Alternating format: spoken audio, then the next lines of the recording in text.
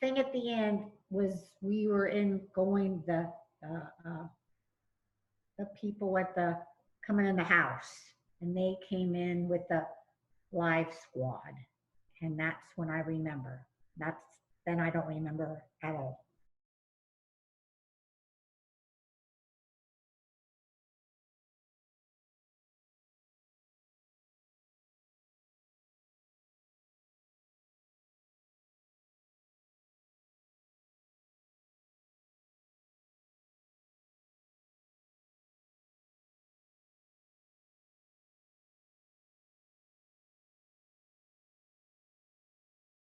A lot of what we did in those first 3 months,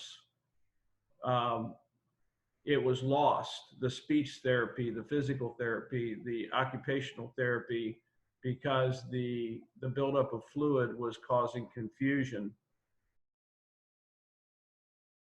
And once the shunt was working correctly, Mom was able to get 12 weeks of speech therapy at home. The insurance paid for that because she wasn't physically able to leave the house. And then about 3 years of outpatient speech therapy 3 times a week.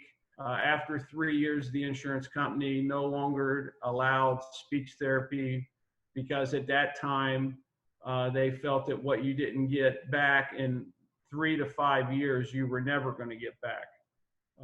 So at that time, we quit getting speech therapy. We were able to find a support group, an aphasia support group at Mercy Hospital in Cincinnati. And from that group, we found that Miami of Ohio had a speech support group ran by the head of speech pathology at Miami. And it involved first-year grad students, and we would meet, and we still do meet. This started 14 years ago. We meet once a month, and Mom gets an hour of group therapy and an hour of one-on-one therapy with the first-year grad students at Miami. And I say if it wasn't for the people in Oxford, I still would never get better because of them. 1 year, I couldn't even say my kid's name. That's how hard it was because so many people helped. So like I remember Mary Malone, she would put everything up, show them everywhere. Labels all over the house with the name of whatever it was, a microwave, a refrigerator, a dishwasher.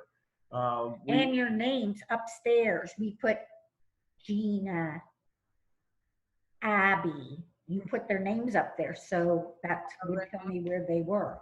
Had place settings on all the tables in the house, and every day we would work on fork, spoon, knife, glass, plate. Mm-hmm. I think one of the things we wanted to talk about was, what has helped the most? I mean, what do you think has helped the most? Well, I told everybody, because I love every day, because you're going to get better no matter what. It's because you want to get better. So if you don't do it, you'll never get better at all. The power of positive thinking. Right. And the fact that, like you, Abby, Mom's very competitive. Mm-hmm. So she wants to win. And I think that competitiveness for 16 years has driven you to get better. Yeah. I also feel because when Mom was that way, you can be upset or you can be happy. So I am always positive and happy. Find out how lucky these people help people too, because some people would have no friends at all, and it's something else. Like you said, Abby, if the people in the cul-de-sac, every day someone was here, and you, Steve, you still had a job, but a lot of people were helping together. We have a tremendous support group, and we've met hundreds of people in the last 16 years that have had primarily strokes that have aphasia, and they don't have the support group that we have. And that has helped tremendously. But what's the hardest thing still today, 16 years later? I think if the hardest is that I can't, if I could read or write, if I really wished I could try to read and write, but it's okay. There's nothing you can do, but it's hard that way. Unfortunately, the part of the brain that was without a blood supply for however long it was, hours, it died and it's gone. And the ability for mom to read and write the same way she did prior to, it's gone. And it seems like the brain has found new pathways around the damaged area. And after 16 years, some things you've relearned to do, but complete reading and complete writing. Like if you could say like, I love you, I know how to do that. There are things that you can, some things that like the speech can say just like 3 things that I can always kind of remember those kind of things. And it's the best for my other thing is it's one-on-one. So if Steve and me can talk, or one altogether, one thing is good, but if too many people go, I have really know what they're talking about. Yeah, or if it's real loud, if you're in a noisy restaurant, or Distractions. or if you don't care about the conversation, then you I think about it sometimes, and I think you have to laugh about it, but I know for a long time, and it's still kind of the same. I'm a boy or a girl. She comes home from Oxford each month with homework, and as long as we do it every day, it will sink in. If you take a month off, if you take a week off, it's gone. It doesn't Right. it doesn't stay. The things that have helped the most are practical applications. Like you said, using her cell phone. She's learned to text, and she's learned to use Instagram. And what they'll do is draw instructions, not only written instructions, but pictures. This is the screen that you go to. This is the button that you push, with arrows and a flow chart, if you will, to help her navigate her iPhone, her iPad. They work on phone skills. One of the things that mom wanted to do is to be able to call a doctor or receive a call from the doctor when scheduling an appointment. You want to be more independent and not have me have to make all of her appointments for her. And I did that at Oxford, and that was about 10 years ago. And so I really wanted to do it myself. So, but it's really nice when you tell people, they always would tell them just to say, slow down to yourself. And then the people say that, oh, okay. So when you tell people, people want to help people. So the people on the phone will tell them who I am, and then they know who I am. And so it's good to do it because I want to do it myself. Most people, they do not even know she has aphasia, nor do they know what aphasia even what it is. So she'll shake her head and she's looking at you, nodding that she understands what you're saying. In reality, she has no idea. Today, she'll ask me, what were they talking about? Yeah. And she has not followed the conversation one bit. What surprises me is the medical profession does not know what aphasia is. And so we have to constantly explain to almost everyone that my wife has aphasia. Gail tries to, and I like her to tell them. And, it might be one chapter in a book that nurses and doctors learn while they're in school. Some people, the people at the in the hospital at Fairfield, they had a big sign that'll say the aphasia. So I put it in the car in case the cop comes. Mhm. And then I would be so nervous anyway. I think because on my car, I can't feel on that side, so I have a pedal. But I just thought if that would happen, put it right there because I would get so nervous if the cop, I had to get pulled over. Mhm. So I thought it was, That part is frustrating. Mhm. Just the lack of communication, the way it was before. We Right. still communicate, and we found ways to overcome that, but it's still different. Yeah. It was funny in one of our early support groups.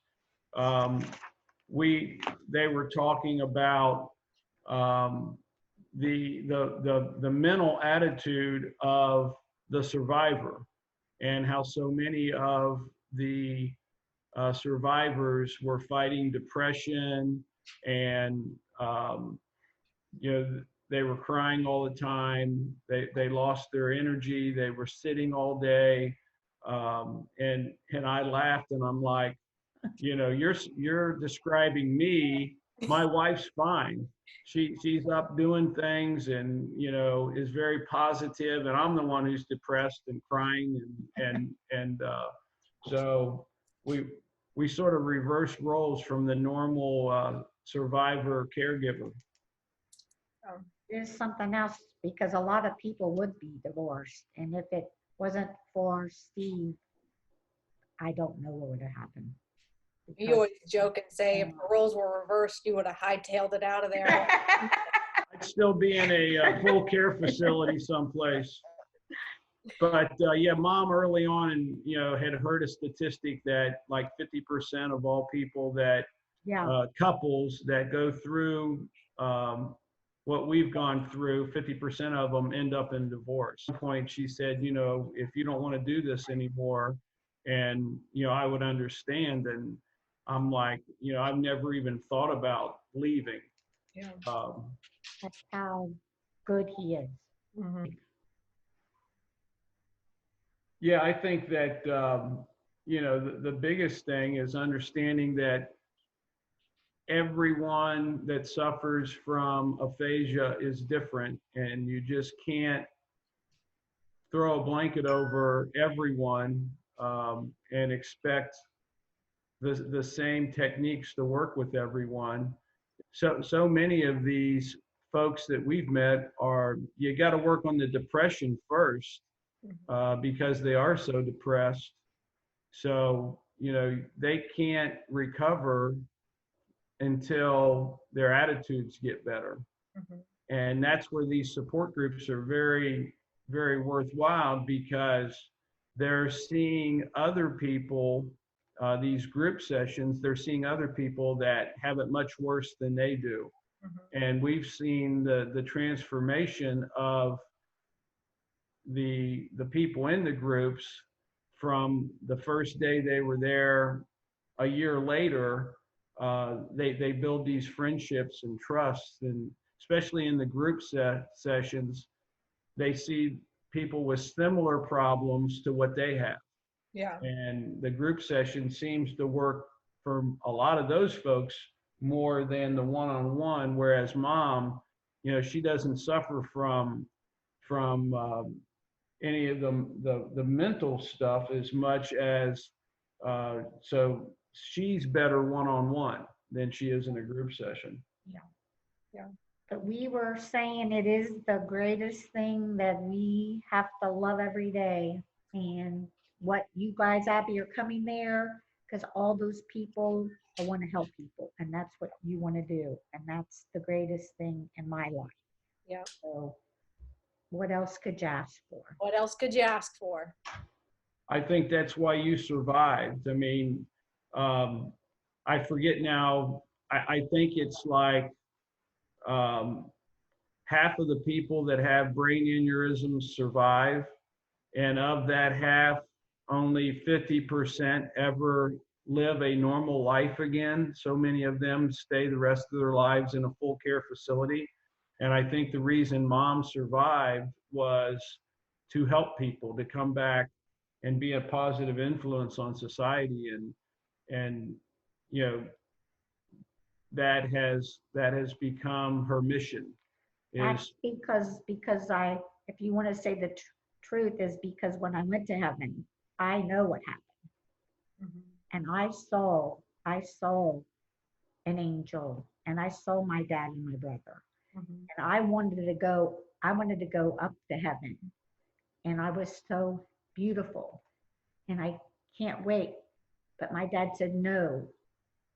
My brother was there, but he didn't say anything. But my dad said, you're going to come back, you're going to go back down, and you're going to help other people. And I said, oh, no, I'm not. And he goes, yes, you are. And so that's when I went down, and they said, I want to help people. So that's what I've been doing. Well, I thank you guys for well, helping. thank you, Abby. And Abby, it's the greatest thing what you're doing. That's the best. Thanks. So I can't wait. So I can meet your people in Tennessee. So I can. Oh. Yeah, maybe we can bring you down here once everything settles down. Right. When it'll happen. It'll be happening. Yeah, that's true. All right. Okay, well, I love you. Love you. Love you, love you. Love you, love you. Bye.